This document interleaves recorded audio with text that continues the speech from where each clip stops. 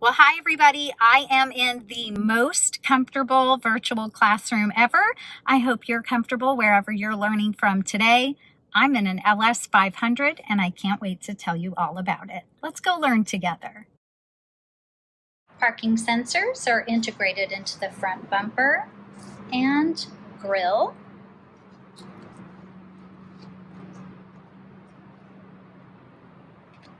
And the rear bumper.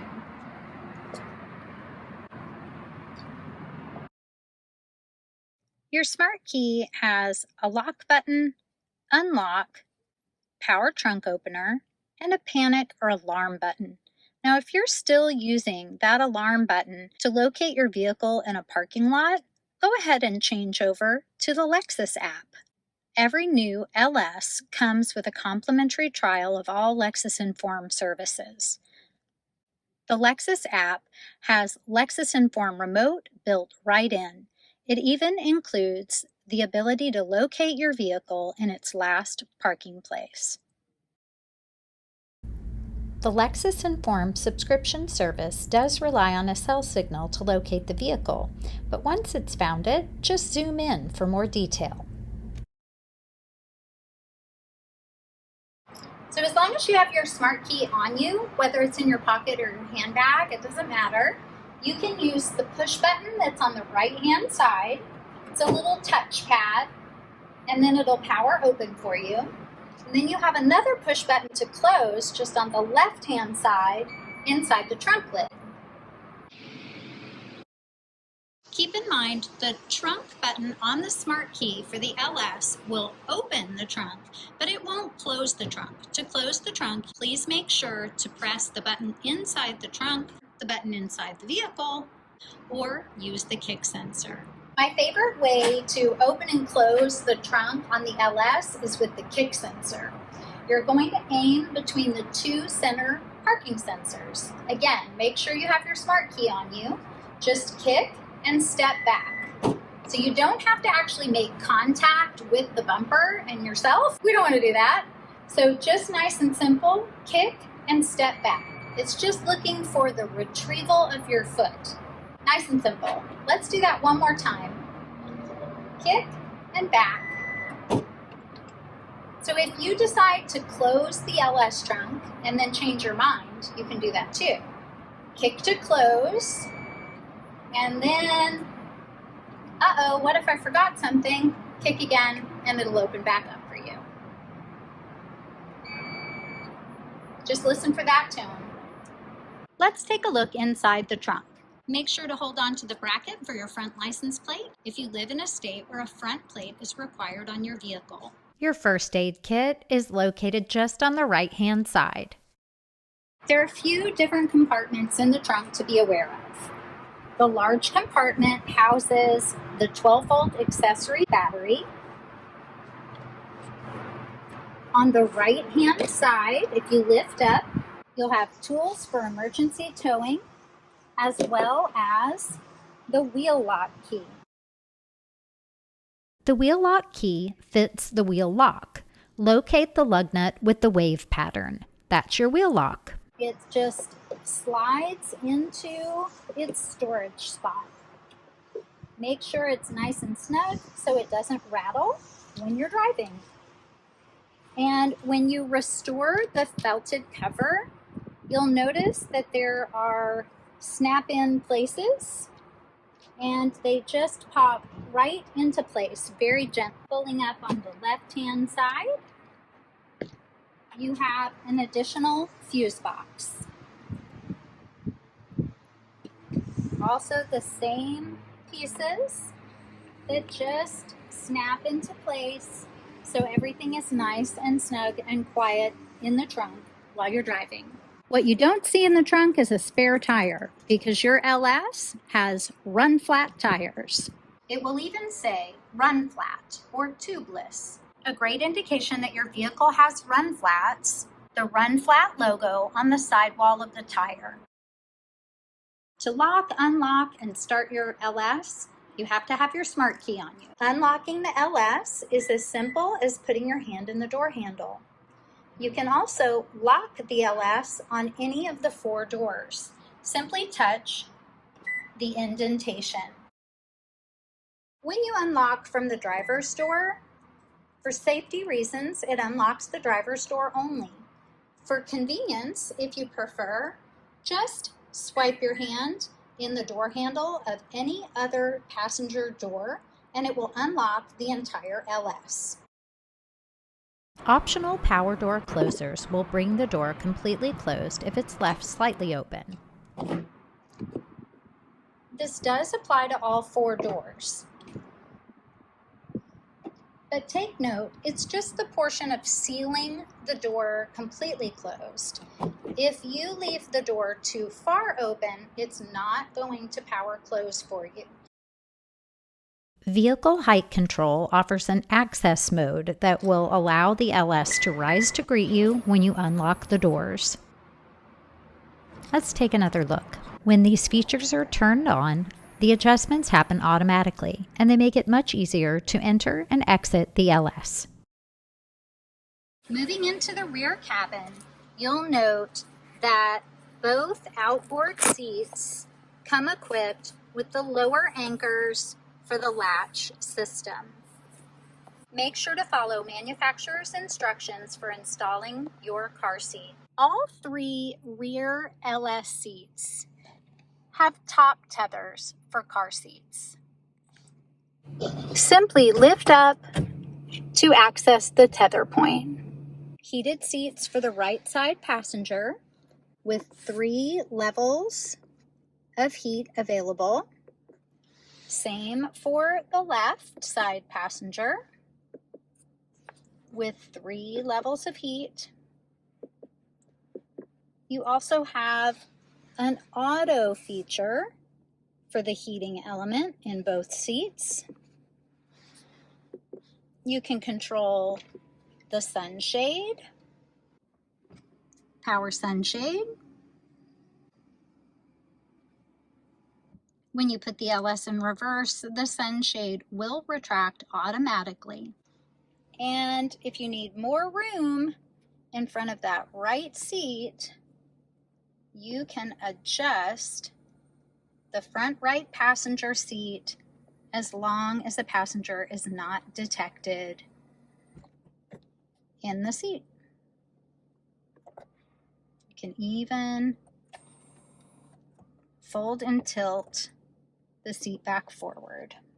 Below the center air conditioning vents, you have a 12-volt accessory charger.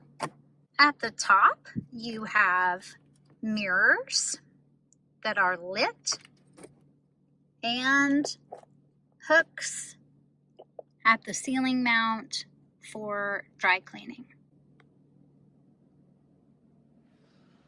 The same on the right-hand side.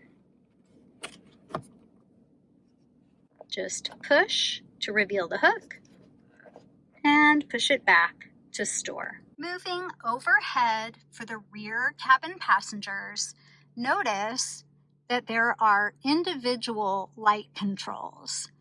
You can either have the brightest light toward the center of the vehicle, or you can have an adjustable light on full, on medium, or off. And then the same is true for the right seat passenger. Now, a really cool detail about these rear cabin lights is that they are not only linked to the door mode for your dome lights, but depending on which rear door you open, both lights will come on. I just opened the left-hand rear door, and notice the right far light did not come on.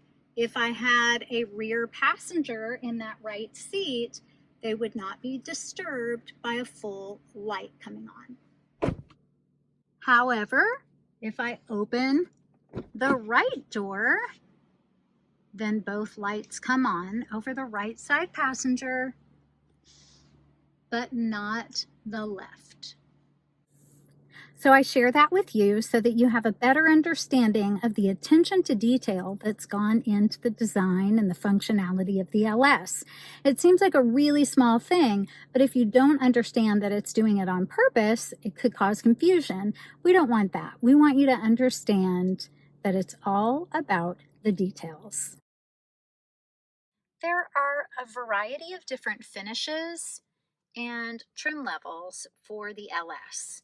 This is an inspiration package, and it does come with a different type of center armrest and a home screen and additional seating functions. The seat operation is controlled from the home screen. Just push the home screen button and you'll see a lot of different controls for the rear cabin. Audio controls, climate control, seat adjustments, shade and light operation, including opening the sunshade.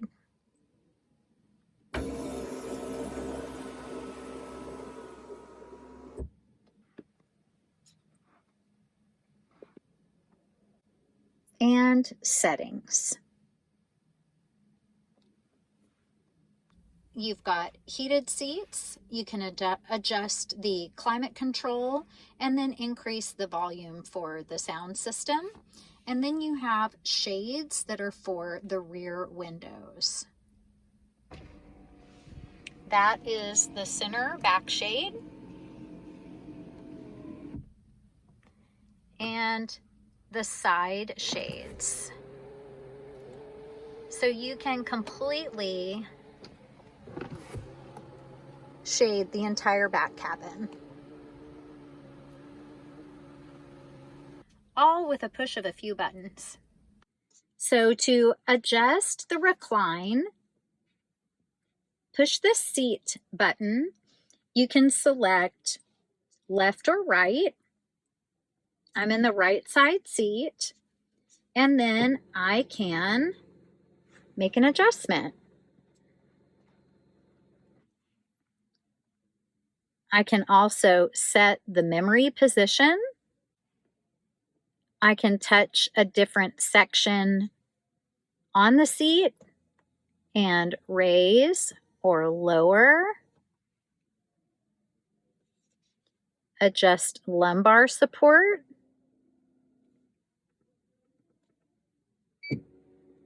I can hit automatic and then it will go right back to the fully retracted position.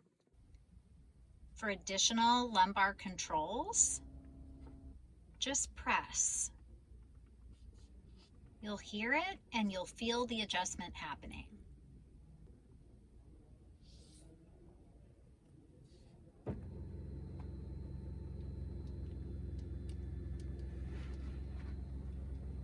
Whee!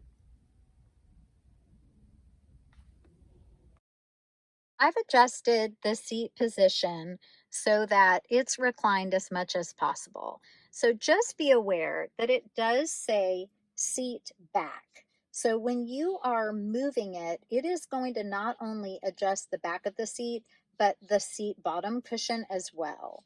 So when you push on the arrows, you are going to see the entire seat or feel the entire seat make the adjustment. So it does say seat back, but it's really moving the entire seat. If you need a little more leg room between yourself and the front passenger seat, just touch passenger and then start making adjustments.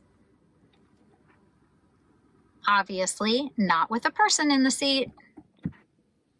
When you don't have rear passengers in the LS, make sure to click the passenger button so that you can restore the front seat really quickly and easily.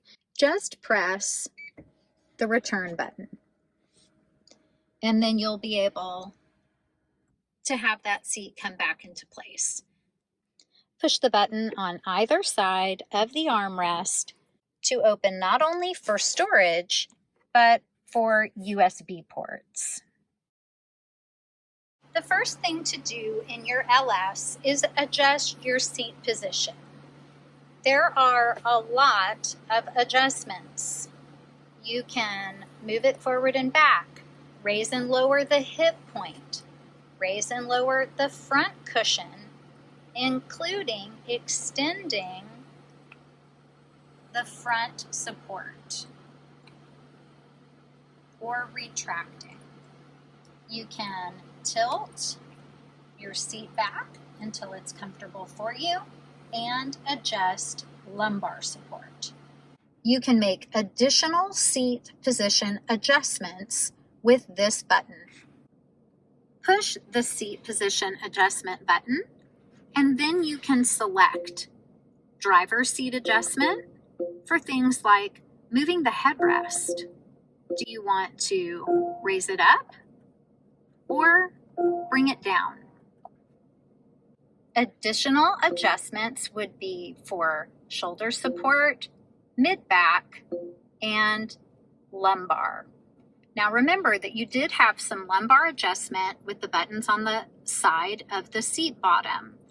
These are additional lumbar supports, and you'll feel the seat cushion move as you make those adjustments. Your steering wheel is adjusted with the toggle on the left side of the steering column. It can come toward you, away, up, or down.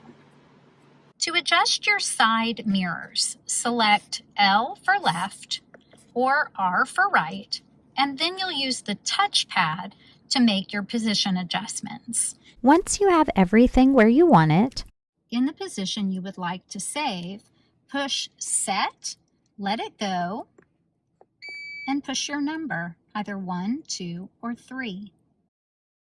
Notice this additional button. It has a picture of a seat. A lot of people say it looks like an L for Lexus. That's fine. You're adjusting the right seat. So if I push this button, I can now make an adjustment with the seat controls on the driver's seat, but I'm actually controlling the passenger seat position. Take a look. I'm going to push this forward just as an example. Now I'm pushing back. So this is really convenient if you have a front passenger that's not comfortable making the seat adjustment for themselves. The passenger seat has some adjustments as well.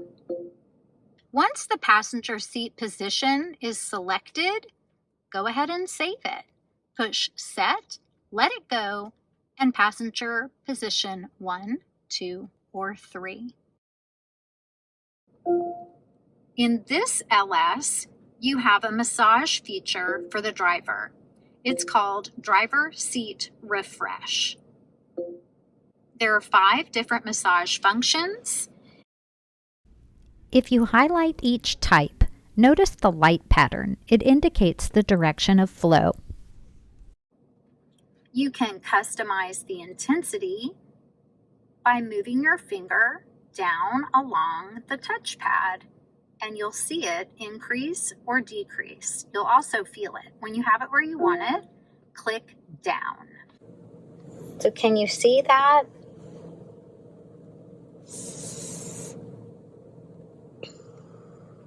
So that's that air bladder filling with air and then making the seat cushion move in and out for the massage. It's insanely fabulous. You might be able to hear it as well. Those little puffs of air that are activating. The system will cycle off automatically after 15 minutes. If you'd like to turn it off sooner, All you have to do is slide the highlighter over and click on Stop. Your LS might also have a passenger massage feature, and that would be listed just under driver seat refresh. You would have the passenger massage feature.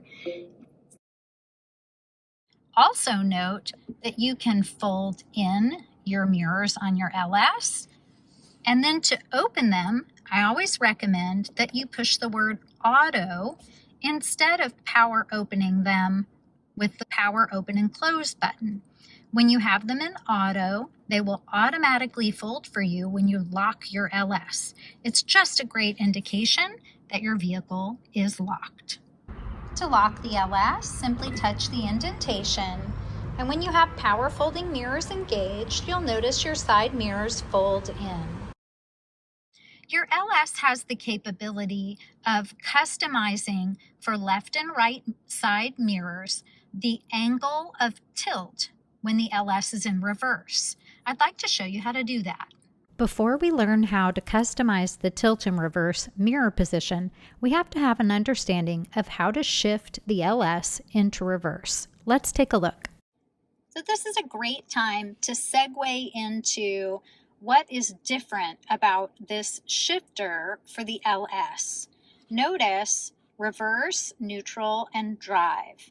Also notice that you always have to move to the left before going up or down, which means you're selecting neutral or shifting into neutral before shifting into reverse or drive. What that means is I apply the brake and then push left and up for reverse, or left and down toward me for drive. For park, simply push the giant letter P. And now you're in park. You'll see park indicated right on the dash. So to customize the tilt and reverse position for the side mirrors, we're going to do the following. Apply the brake, shift into reverse, make your mirror selection, and adjust on the touchpad. I've chosen the left side mirror for demonstration purposes. Let's say I really need to see a particular spot when I'm backing out. So now I'm in reverse, I've made the adjustment on my left side mirror, and I'm going back to park.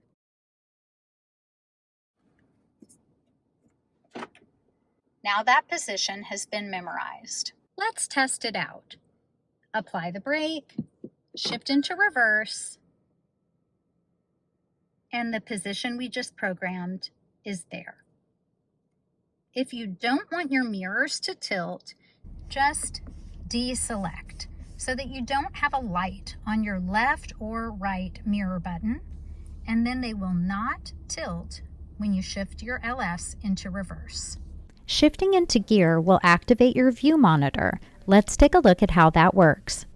The 360 monitor uses a front-mounted camera, the rear backup camera, and 2 cameras on the sides of the vehicle underneath each side mirror. Shifting into drive with our 360 monitor on automatic.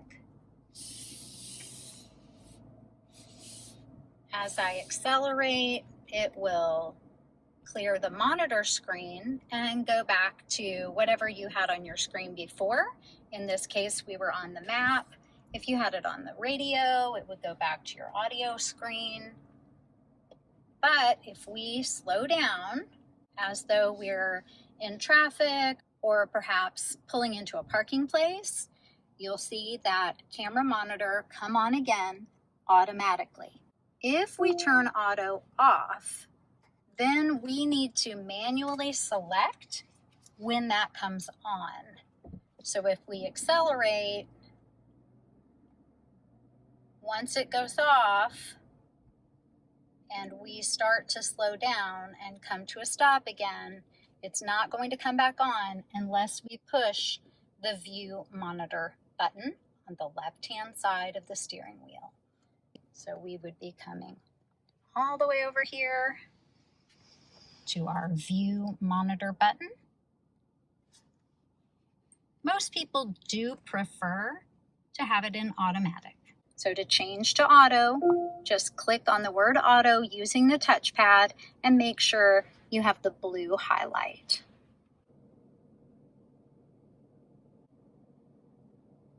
Our backup view with our dynamic lines showing your intended path as you turn the wheel. Going into drive, we can also have intended lines or our intended path on the right hand side of the screen. So if you see those yellow lines as I turn the wheel, that just shows your intended path based on the angle of your steering wheel. So as we pull into a parking place, so now we're starting to get closer and our system is giving us an indication. So we have our warning on our multi-information display and on our heads-up display. You can see the wall on my left, the lane marker and the other vehicle on my right, the curb, and then, of course, anything else that happens to be in front of you that you would like to avoid. Taking a look through the steering wheel, you have on the left-hand side of your dash the ability to adjust the brightness of your display. Push the up arrow to make it more bright and the down arrow to make it less bright. Your odometer and trip meter button will cycle you through trip A, trip B. It will let you know with the wrench emblem when your next oil change is, and then back to your odometer. If you come to trip A or trip B, and then you push and hold your odometer trip meter button, you can zero out to track mileage for a trip. Moving down on the left-hand side, you have the on-off control for your heads-up display, your view monitor, and if you have some blanks, it just means there are some features available on a different package. We're going to review these items in just a moment. Push the release to open your coin holder. Your fuel door button is located just on the left. The LS uses premium fuel. Power trunk opener and the manual release for the hood. Headlamp controls are on the left-hand side. Make sure you have your selector in the auto position so that your headlights will come on and off for you automatically. If it's turned down to the bottom, everything will be off, including DRL. That stands for daytime running lights. Back to auto. Daytime running lights operating like a parking light. And then low beam headlights. But if you leave them in the auto position, you also have an opportunity to engage something called auto high beams. Just push the button on the end of the stalk. You'll see a green light letting you know that the auto high beams are active. Auto high beams, push the stalk forward for manual high beams. Windshield wipers are operated on the right side of the steering wheel. The position of the stalk tells you what function you're in. Push up once for mist, and then you're back into the off position. Bring it down one click, and you're in automatic, rain sensing.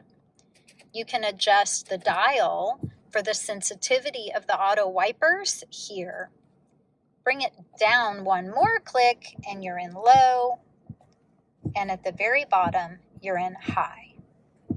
If you'd like to come back to auto, it's almost parallel to the ground, but if you're not sure, bring it all the way to the top, let it drop, and come down one click. Looking up and past the steering wheel, right in reach, these controls were actually designed by race car drivers.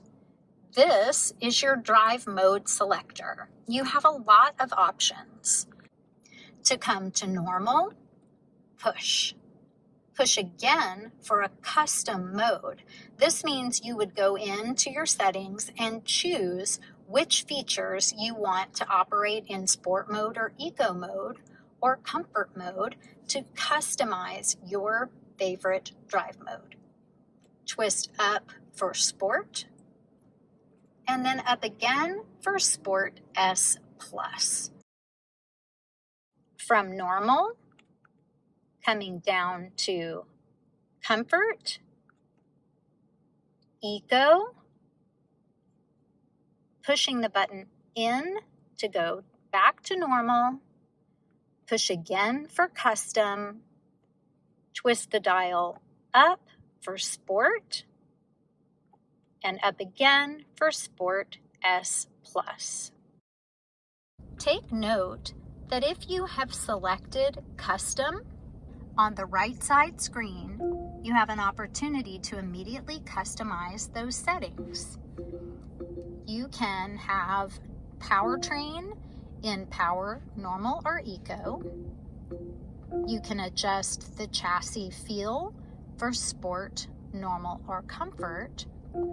And you can adjust the climate from normal to eco, which would cycle it off the air conditioning compressor sooner to save on fuel economy. On the left side, up on the dash, we have our traction control. If you push the button in, then traction control is noted as being turned off. Simply push again to turn it back on. Traction control off, traction control on. You can also go to a snow mode if required. Snow mode is indicated with the word snow on the bottom right-hand side of your instrument panel. To exit snow mode, simply twist down again. So down to turn snow mode on and down to turn it off. If you're going to take advantage of the sport mode, especially Sport S+, you could also take advantage of the ability to shift with sequential shifting and the paddle shifters. Up shift on the right, down shifting on the left. In order to engage that, you need to choose manual mode. Apply the brake, shift to drive, and then pull straight down. You do need to be in drive before you can select manual mode. Once you've selected manual mode, then you can use the paddle shifters. To come back to drive, simply return neutral and down. To go back to park, push park. Your start and stop engine button are just on the right-hand side, and a little to the left and down is your emergency parking brake. Another braking feature is the brake hold button. We have a video linked in the description below demonstrating brake hold. Make sure to check it out.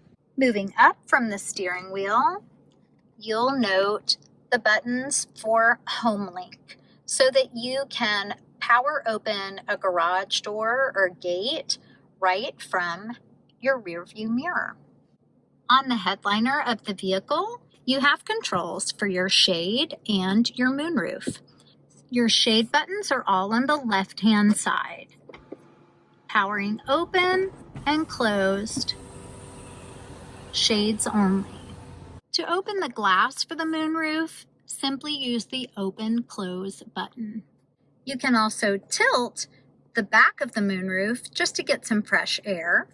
You also have the ability to put your dome lights in door mode to make sure that your lights come on when you open your door. If you'd like to turn the light on yourself, simply touch.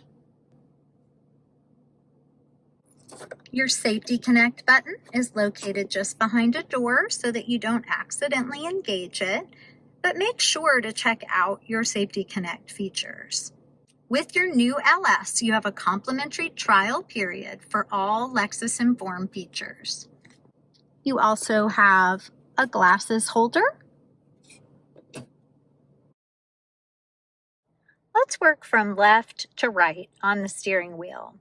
Starting on the left-hand side, I want to make sure that you're aware that the buttons with the arrows actually operate something called a multi-information display. What that means is the display on your instrument panel that has lots of information, multi-information, is going to be controlled by those arrows. You can move left and right, and in some of the screens, you can move up and down. To make a selection of an item, you'll be pushing the OK button. If you've made a selection and gone deeper into settings, then you can push the Go Back button to go to the previous screen. Right now, we're in the main information screen. You can move up or down because it has a slide bar on the right-hand side. So as I click through, you'll see a lot of different screens that are available. So I'm going to use these arrows to make my changes, but I'm going to zoom you in so that you can see the screen better, and I'll talk you through the different items that are available. On our first information screen, we have fuel economy information. Arrowing down, we have additional fuel economy information, the most important, of course, being the range. How many miles are left on that tank of gas? A lot of people like to customize these first two screens, and you can do that in settings in the multi-information display. Arrowing down, we have an eco indicator to help you learn to be a more fuel-efficient driver. We also have a turbo monitor because the LS does have a turbo engine. Tire pressure monitor. And a blank screen. Arrowing down again, and we're right back at the top. So it's just a big loop. Moving to the right by clicking the right arrow, we have a compass. Moving to the right again, we have a music summary screen. Moving to the right again, we have our screen for monitoring our lane trace assist feature and our dynamic radar cruise control. We'll come back to this in just a moment. Messages about service. And then moving to the right for one last final menu, which is settings. And there's a lot going on in the settings screen. Going to arrow up to start at the top. Blind spot monitor. We can turn that off and on. When it's turned on, you'll see BSM in green on the left-hand side. You'll also have a flash of the indicator in your side view mirror. Coming down, PKSA stands for Parking Support Alert. These are things that beep at you when you're trying to park. So let's push the OK button to open our additional menu. In Parking Support Alert, you can turn on and off your parking sensors. Notice that when I turned them off, I had an indication in orange that the parking sensors had been turned off. So let's keep those on. RCTA stands for Rear Cross Traffic Alert. So if you're backing out and someone is crossing at the rear of your vehicle, you'll have an alert. So if you turn that off, it tells you on the left-hand side, RCTA off. Let's turn that back on. And again, I'm just pushing the OK button to make my selections. RCD. This stands for rear camera detection. That is actually looking for pedestrian crossing at the rear of the vehicle. You have a notification again, RCD off. So we want to turn that back on.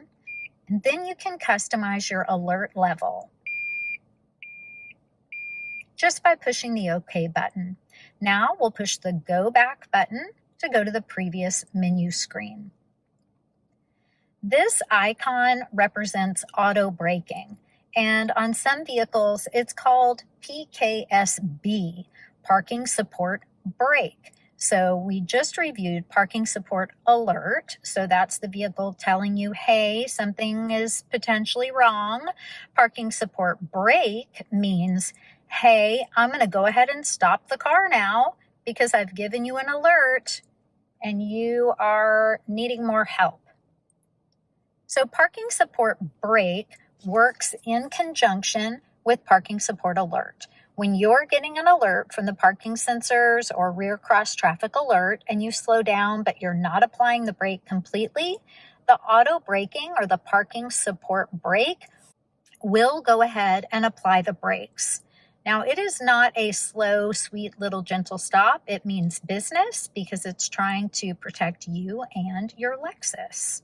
So make sure to know that if Parking Support Brake engages, it's doing it for a reason. Coming down to HUD brightness and position.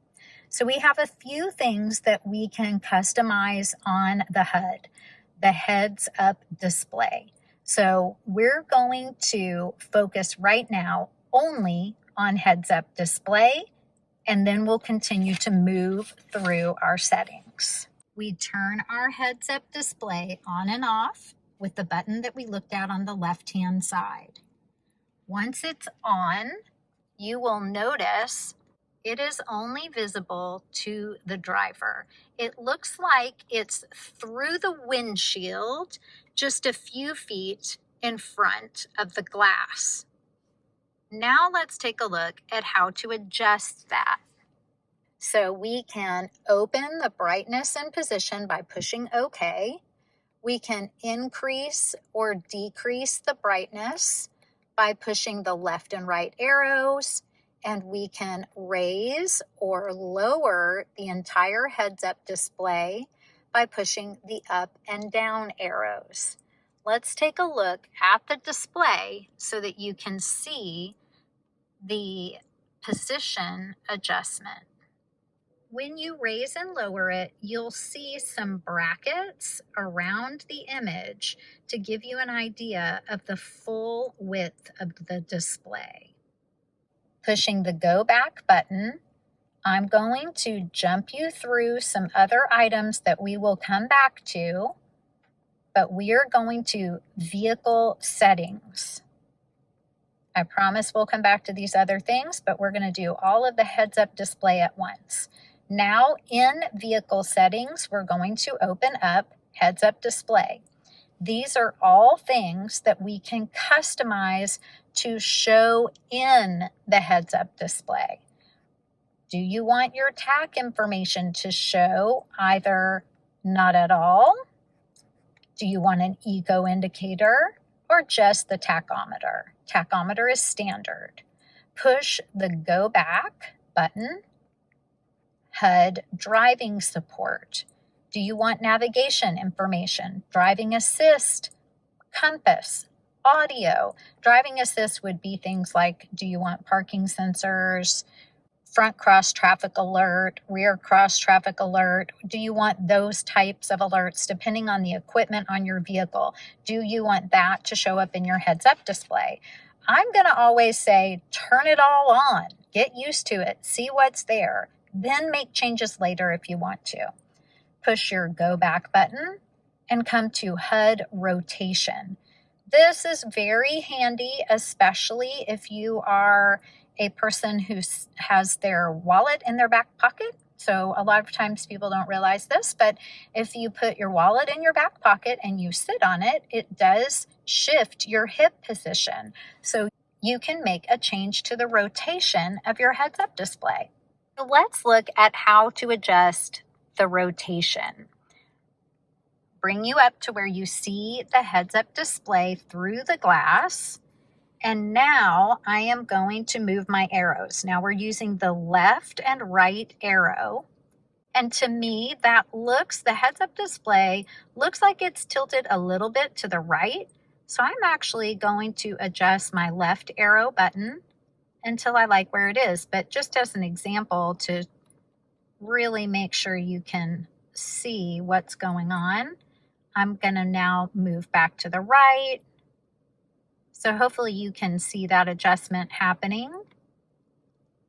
And you can just put it where you're most comfortable, where you like the position so that it's easily in your line of sight when you're driving. The idea with a heads-up display is that information will appear and then fade out, except for details like your speedometer and your compass. So if you have navigation on, you'll get a pop-up about navigation, your next turn, and then it would fade away.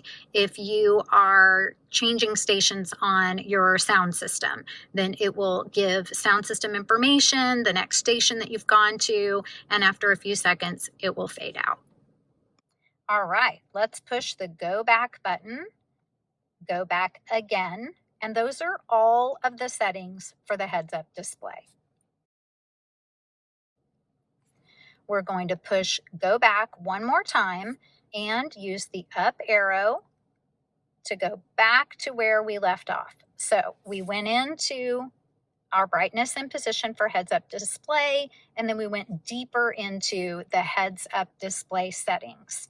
Now we're going to just keep going through our main settings menu. You can customize units if you want to make a change to kilometers, depending on where you live.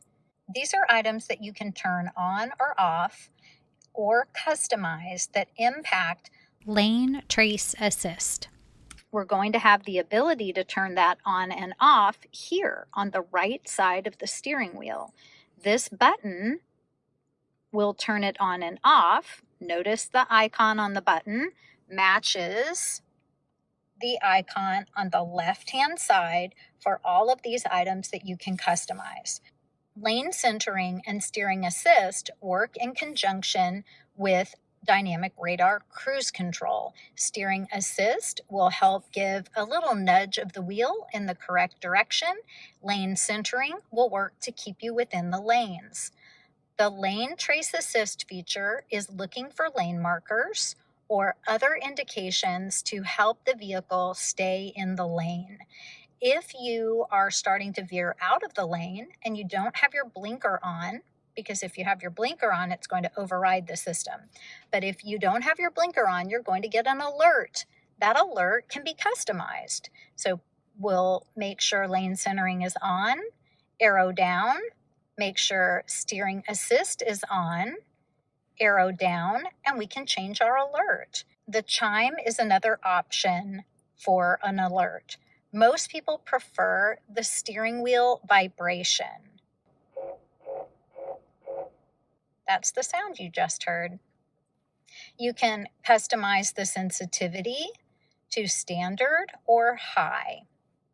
Coming down to PCS, that's our pre-collision system, you can turn that off, but we highly recommend that you leave it on.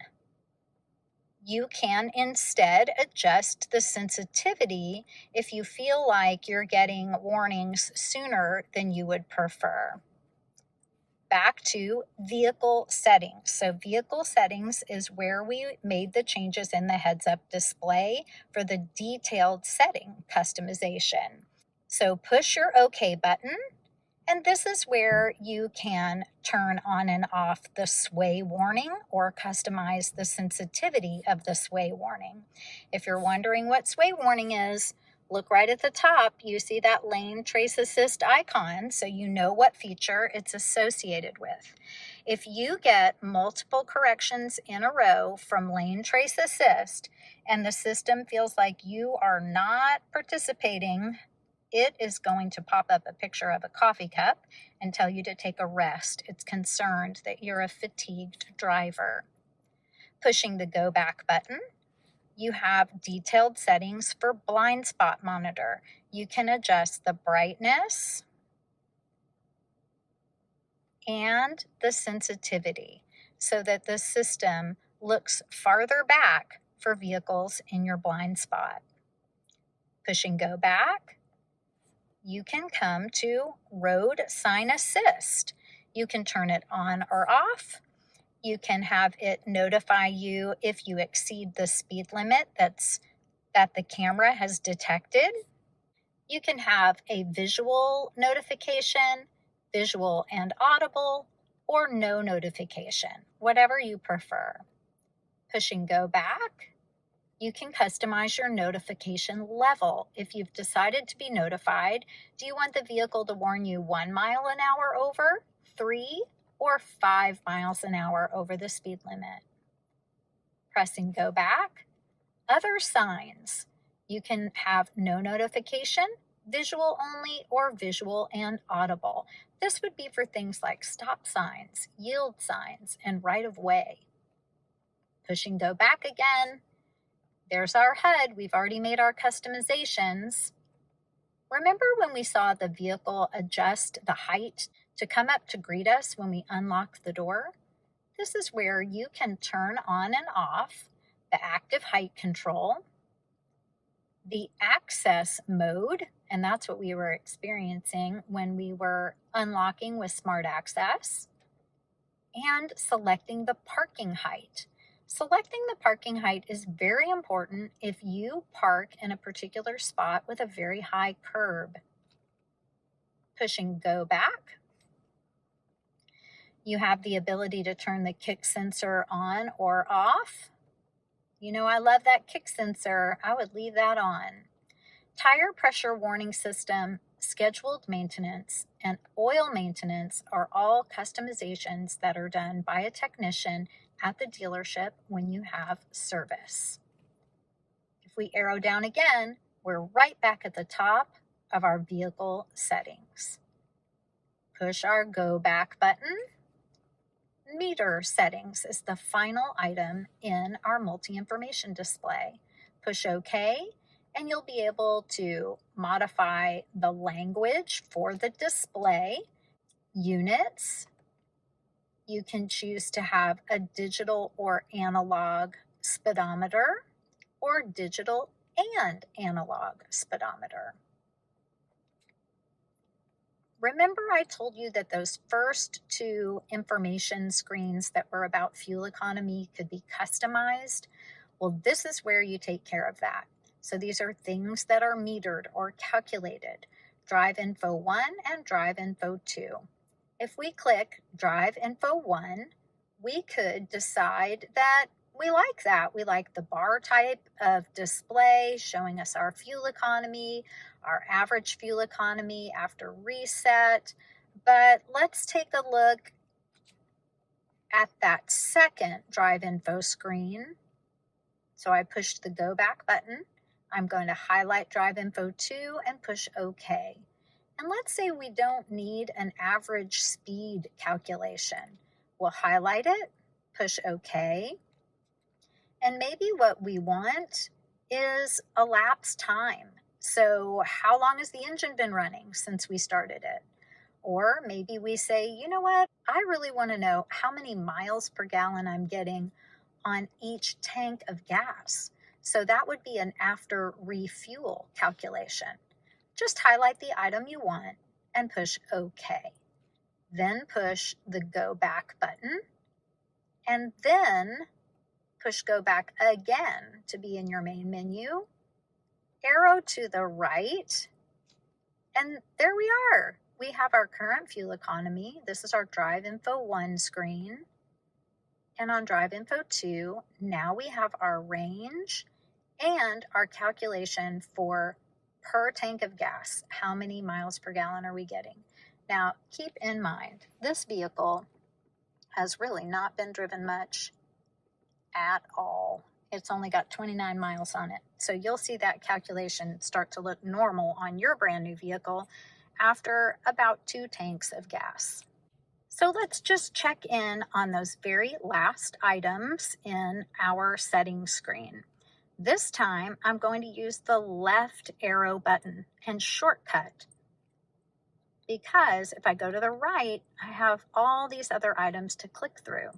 So instead, I'm just going to go to the left, and then I'm going to push OK for meter settings, arrow down to our next item, which is the clock. This allows you to have a 12-hour or 24-hour clock on your digital display. The pop-up display allows you to have all kinds of information pop up and fade out on your multi-information display. It's very helpful. So I would recommend leaving all of these items turned on, and then as you experience them while you're driving, if you feel like they're intrusive, turn them off. Otherwise, go ahead and take advantage of the notifications. You can customize the color from gold to blue. You can turn off the eco indicator pop-up. This is just a kind of an attaboy or attagirl. You're doing a great job with your fuel economy. It just pops up when you're driving in a fuel efficient way. And then if you'd like to, you can go to the factory default settings by clicking default settings. Push go back to go to our main menu screen. And then I always recommend just push the down arrow button so that you can end up back at the top of the list if you need to refer back to your settings at any time. Arrow to the right to take you out of the detailed settings and back onto your main information of your multi-information display. Great job! The remaining buttons on the left-hand side are your telephone button, answer a call, answer a secondary call like for call waiting, or hang up. Voice command button for the onboard system if you're making telephone calls through Bluetooth or using onboard navigation. Just push and release the talk button, wait for the beep, and give your command. If you're using voice command for Apple CarPlay, you will push and hold the talk button to activate Siri. You have volume control for the telephone and audio, plus for increased volume, minus to decrease. On the right-hand side of the steering wheel, we've already discussed our lane trace assist, but let's dive in a little bit deeper. Push to turn it on, and you'll have an indication that lane trace assist is turned on. It also tells you if steering assist has been activated. These buttons and this top button are for cruise control. Push to power it on, and you'll have a message. Radar cruise active. You'll notice on the left-hand side, under your blind spot monitor symbol, you have your lane trace assist icon and your radar cruise icon. The arrow represents a speed that you have set. The vehicle picture represents the following distance of a vehicle in front of you. To operate cruise control, we used the power button to turn it on. When you've arrived at the speed that you want to cruise, push the set button. If you have canceled by pushing the cancel button or tapping on the brake, you can then click resume if you want to go back to your previous speed. You can also increase with the plus or decrease speed with the minus symbol. To adjust your following distance, just click through here. If we push the following distance button, you'll see 3 different ranges. It's like a buffer zone between you and the car in front of you. Long range, mid-range, and close range. It's going to default to long range just for safety reasons. If you do make an adjustment, make sure you're comfortable with how the car responds it's going to begin braking for you, and you want to make sure that you're comfortable with the positioning. When the system detects a vehicle in front of you, it's going to slow you down in order to maintain that buffer zone. Then it will resume speed as it can when space is available again.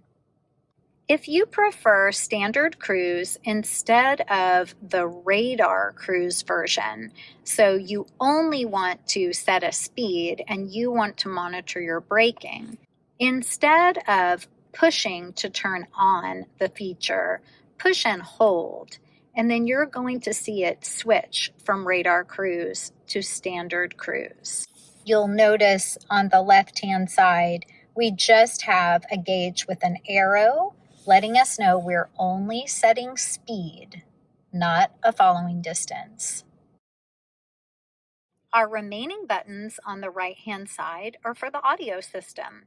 Your mode button will cycle you through AM, FM, satellite, Bluetooth, all of your audio sources.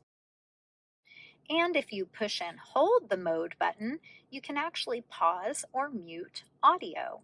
Push and hold again to resume playing whatever it is that you have selected on your sound system.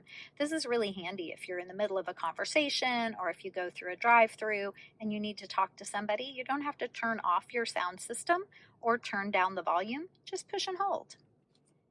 The arrows on the steering wheel will move you through your radio presets. We'll take a look at how to do that on the audio screen in just a moment. So let's take a look at the audio system. You have hard button shortcut operation here. Power and volume and tune are all integrated together right in easy reach for the driver. So just push to power off or on, turn the tall bezel for volume, the wider lower bezel to tune to your favorite stations. You can seek on a radio dial or move from track to track with the arrow buttons here. You can shortcut to the radio screen or the media screen, which is going to be alternate audio sources like Bluetooth, or if you're listening to a CD, because we do have a CD player.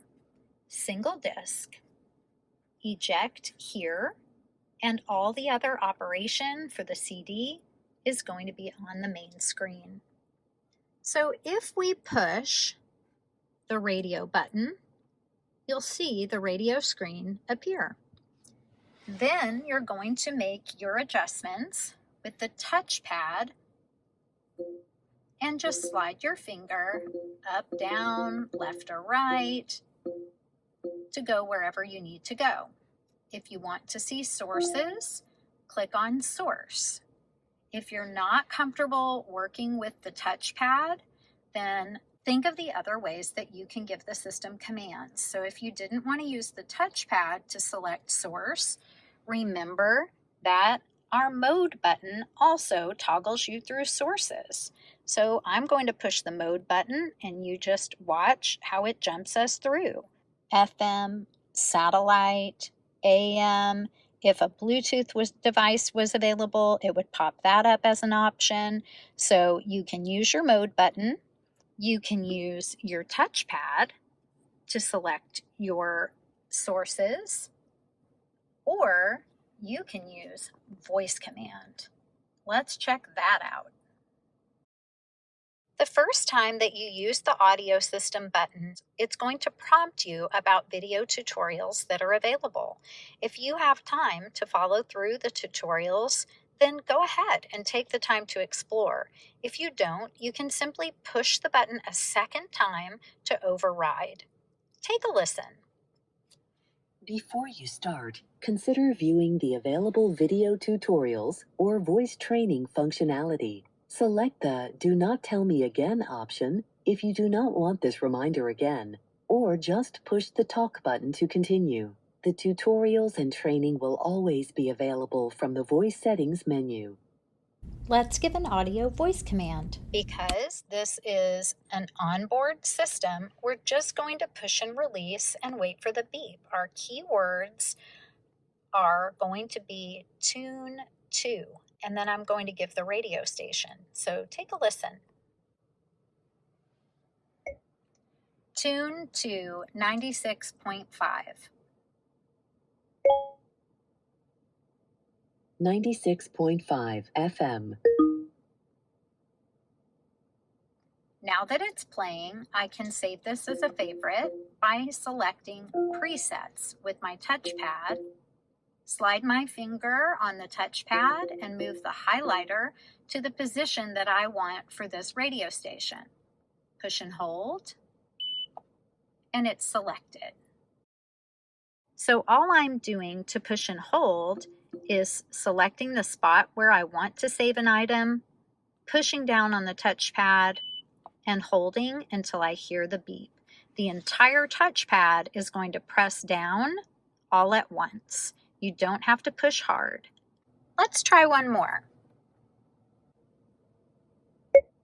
Tune to the bridge. The bridge. So notice that with satellite radio, I could have said tune to channel 32, but if I couldn't remember that number, I can just remember the name of the channel. And if I say tune to, give the name or the number, it will pull it up. Now keep in mind, using the name of the channel is only available for satellite radio. Now we have a very flexible sound system with the radio presets. I can save them in any order. So even though we just saved an FM station in the top spot, I can push and hold on number 2 and save a satellite station right after FM. And remember those arrows that we talked about on the steering wheel? I can use those arrows to move me up and down my presets list. That's why it's really important to go ahead and get those presets saved so that you can really easily, right from the steering wheel, make your selections. Radio replay is kind of like DVR, but for your sound system. You can pause or cache up to 60 minutes of audio for satellite radio and up to 20 minutes for HD stations. HD is typically found on the FM dial, but there are some AM stations that are also HD. HD actually means that it's a hybrid digital program. So they have multiple programs on the same call numbers. If you want to cache, you can press pause. If you're listening to a program that can be cached and you get a Bluetooth phone call, the system will automatically pause for you. And then when your Bluetooth phone call ends, you'll pick up where you had left off. Now keep in mind, this is connected to Bluetooth audio. So if you go into the world of Apple CarPlay, you're in a completely different system and the radio caching is not going to apply. Now you could play, you could rewind. So notice that I'm jumping back in time here. Or I could fast forward or go live.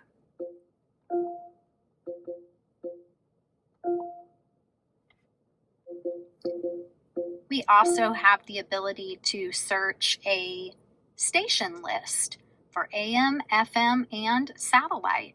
Most people prefer to search on satellite for all of the channels that are available, and you search by genre.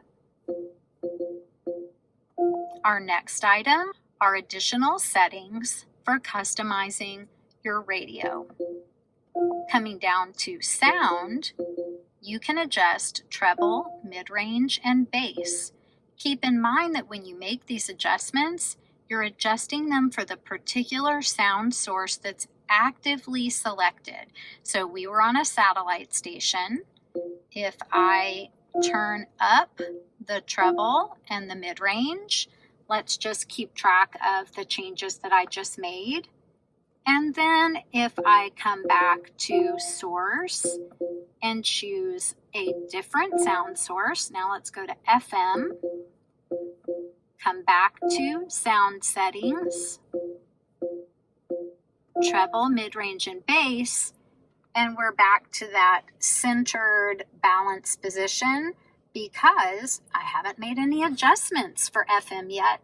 This is important because a lot of people listen to very different types of programming on AM, FM, and satellite. So you might listen to music on FM and talk radio on AM and talk radio on satellite. But however you do it, you just want to get it playing and then make your adjustments so that you like how it sounds.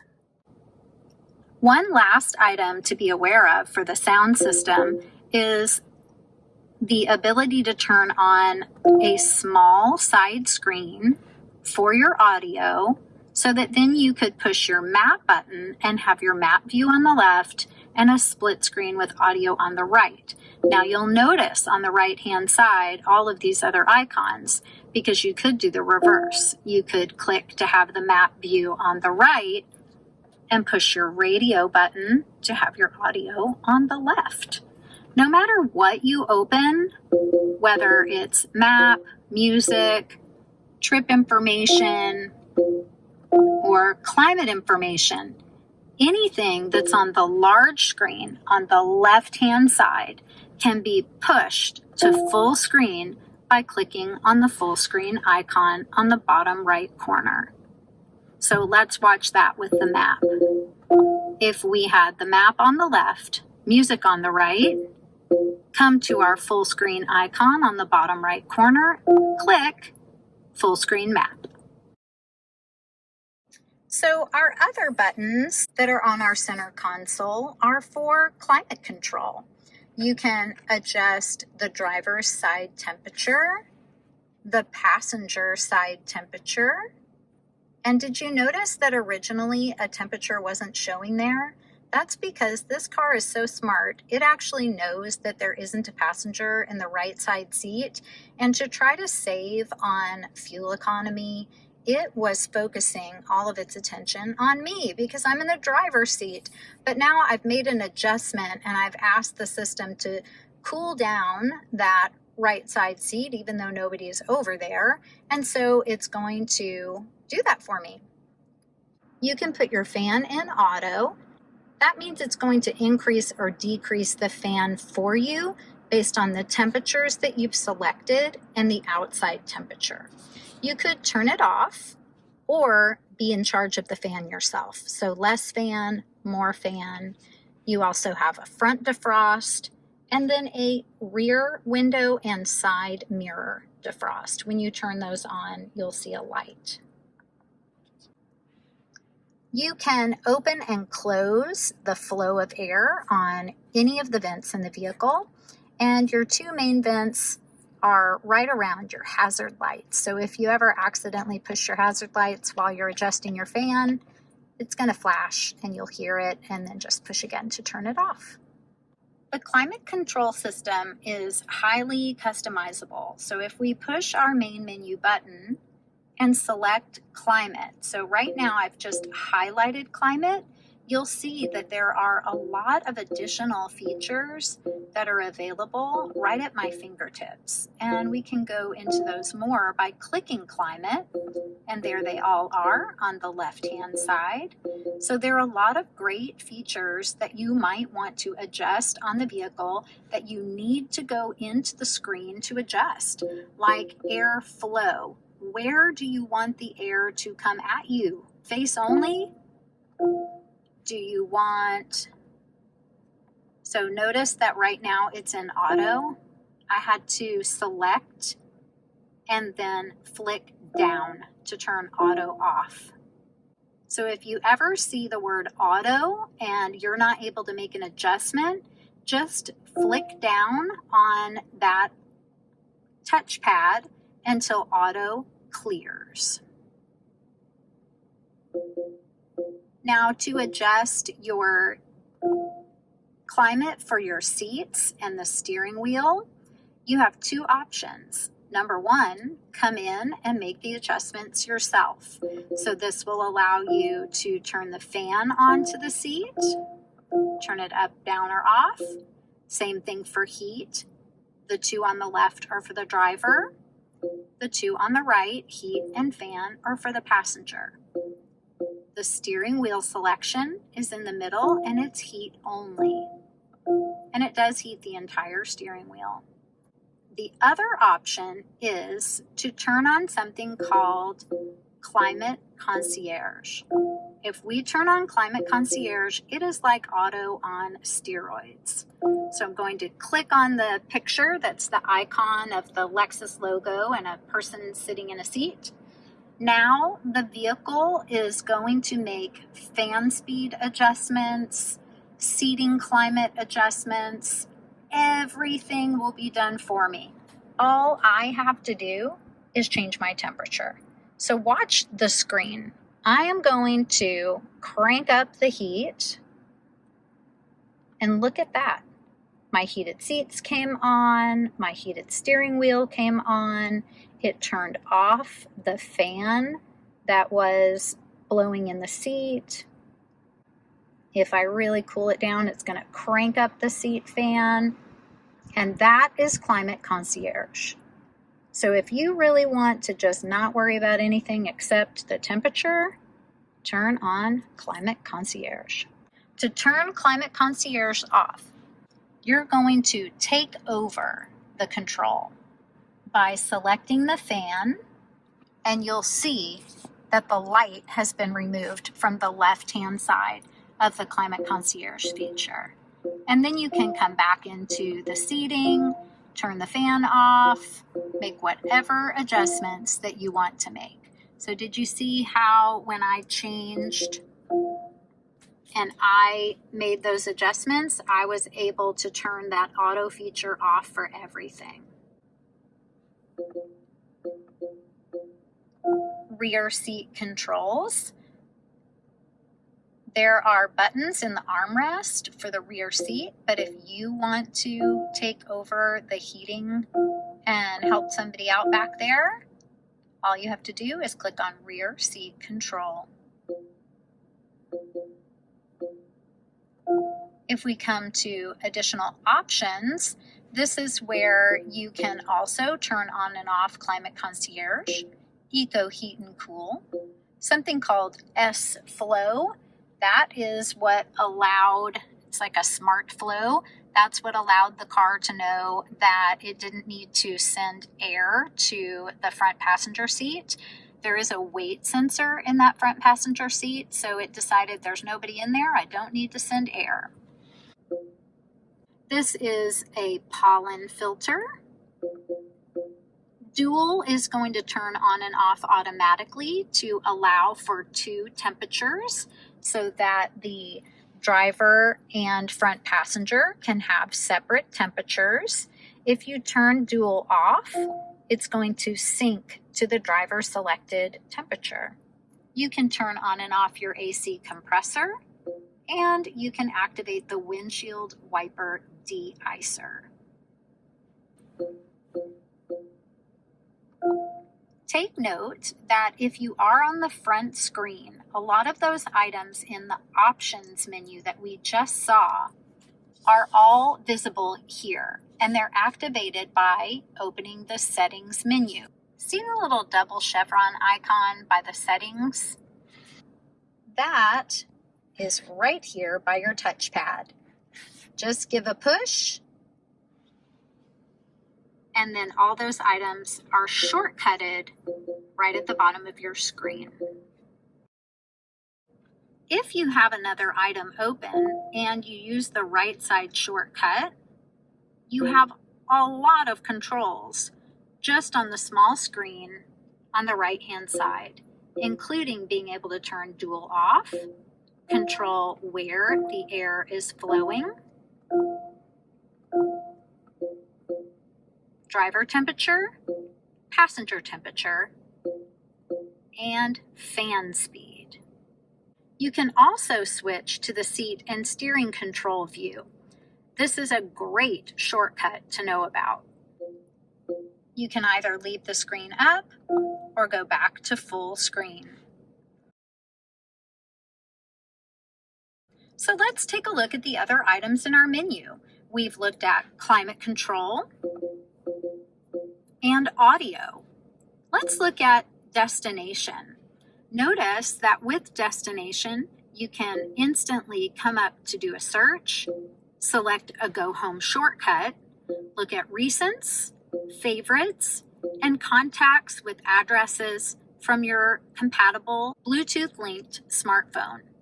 However, if you're on your map, you have access to that right here just by clicking on the search icon.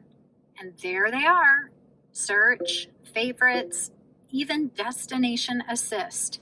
That is a subscription service that you have a complimentary trial for with a live operator that can assist you to remotely put in a destination for you.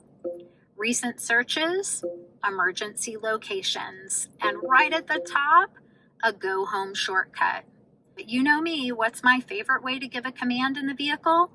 Voice command. Let's do a voice command for navigation. Find Starbucks.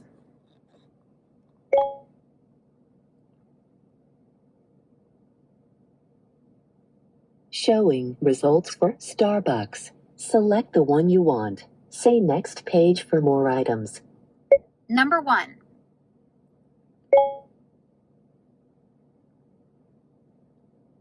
To navigate to this point of interest, say go there. Go there. Starting guidance for a new route.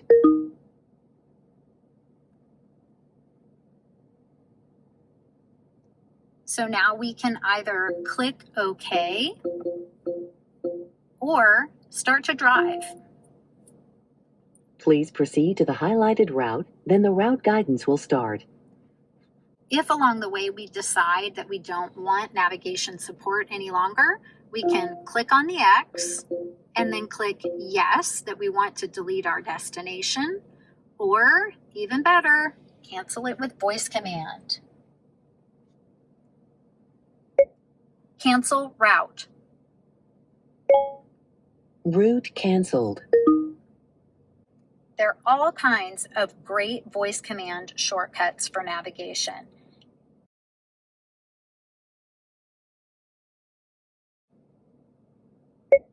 Get directions to Whole Foods Market in the Woodlands, Texas.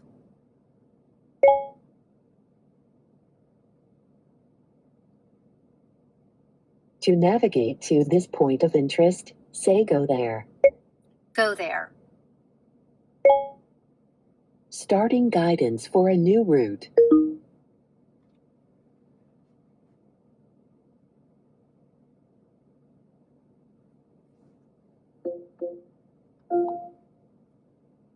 Please proceed to the highlighted route, then the route guidance will start. Cancel route. Route canceled. So simple and easy to use. So another great voice command tip is to say go home instead of clicking on the Go Home shortcut icon. And we always recommend that you save something nearby your home rather than your exact house, just for safety reasons. You can modify the map options. You can add point of interest icons, turn on or off speed limit notification, turn on or off traffic information. Most people really like the traffic flow information. Green, it's moving, yellow, it's slow, red, it's bumper to bumper. Route trace is something that allows the system to leave little red dots all along your path. It's like Hansel and Gretel leaving little breadcrumbs. You can use that in an area that's not mapped well so that you can follow your path out. But it's not something that you would want to leave on a regular basis because it can clutter your map with a lot of information that you don't usually need. Map data will give you the map information for your system. You have the ability to zoom in and out with the plus and minus. Just by clicking, it will adjust the scale. What a lot of people prefer to do is use the touchpad. Just pinch your fingers together to zoom out or pull up, and then pull your fingers apart to zoom in and get closer. Back to our main menu. We've gone over our audio system. If you have a phone paired to the vehicle for Bluetooth, you'll be able to access your call history, favorites, contacts, make phone calls by voice command, you name it.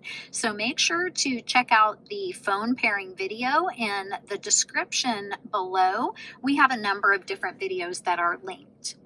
You have apps available for communications about service, Lexus plus Alexa, and even Wi-Fi, setting up a Wi-Fi hotspot account for your Lexus. Projection is where you would connect Apple CarPlay. We also have a great video about Apple CarPlay. Make sure that you know that you need to come to Setup first, and then make sure that Apple CarPlay is turned on. Once it's turned on and you plug in to the USB port in the armrest, then when you're on the main menu, projection will change to Apple CarPlay. Info is kind of the unsung hero of the menu screen. You have trip information, traffic incident information, and the most popular, weather. You can see the forecast for where you're located. You can check out a 3-day forecast and click on any of the days to get more detail. A 6-hour and 12-hour projection, locations that you've checked previously, other locations across the nation or that are local to your area, and even a Doppler weather map. Now we have a pretty sunny day going on here, so it doesn't look like there's any rain activity. I hope you're having a beautiful sunny day where you are too. The weather information is powered by the Weather Channel, and they notify you on the bottom right corner of the main weather screen about when the most recent update has occurred. This one updated 5 minutes ago. So let's look at our final item in our menu, the setup menu. This is where we just came to turn on and off Apple CarPlay. This is also where you would go to make adjustments for your clock. A great thing to know now in the LS is that daylight saving time can be adjusted automatically, but that does have to be selected. Otherwise, you would turn on daylight saving in the spring and turn it off in the fall. You can also adjust your time zone or allow auto adjust by GPS. You can customize the language, make changes to the display, you name it. A popular item to adjust in your general settings is the remote touchpad. Select feedback force, and you can customize how much pulse or sensation you feel under your finger in the touchpad. If you don't want to feel a pulse at all, select off. You can change the cursor speed so you can slow down or speed up how the highlighter moves through the screen or across the screen. You can turn the multi-touch command on or off. If you're finding the touchpad challenging, I would recommend that you change the cursor speed to slow and that you turn the feedback force either to 1 or off. Or off. And then work with the system to see how it feels, and then make adjustments as you get more familiar with it. The basics of your touchpad. map button, menu button, go back button, and then the entire touch surface is responsive. So just move your finger to move the highlighter. Push down wherever you are on the touchpad to make a selection. Most people come to the settings menu for Bluetooth. This is where you would pair a Bluetooth phone. You can make additional customizations to audio settings. Once you have a phone paired, you can come in and customize more about the phone, and even the voice volume for the system on the vehicle. Come into voice, go to voice volume, and then make your adjustments. You can also come in to do a train voice recognition program. Vehicle settings are where we can customize vehicle customization. You can make changes to your door lock settings so that if you touch the driver's door handle, you can decide if it should open the driver's door only or all doors. You can also make a change for automatic door unlock, which means when you shift to park, do you want your doors to unlock? Or when you open the driver's door, or do you not want them to unlock at all until you hit the unlock button or manually open your door? Pushing our go back button down by our touchpad, you can come into other vehicle settings to make adjustments to the driver's seat easy exit. How much do you want the seat to slide or lift, or the steering column to adjust when you turn the vehicle off? Push the go back button, and then come to our menu again on the left hand side, scroll down, and you'll find navigation adjustments. This is where you program your go home shortcut. Also Wi-Fi to turn the system on or off, even customize the password. Keep in mind that you do have a complimentary trial period, and then after that, you'll need to set up a hotspot account. Inform App Suite customizations, traffic information customizations, and then details about data services. Moving back to your armrest, notice that it is dual hinged, so you can open and close from either side. Lots of storage and charging capabilities. 2 USB ports and a 12-volt adapter. You also have an auxiliary port if you are using an older MP3 player. But if you're using your Apple iPhone for Apple CarPlay, make sure that you're plugging in to USB.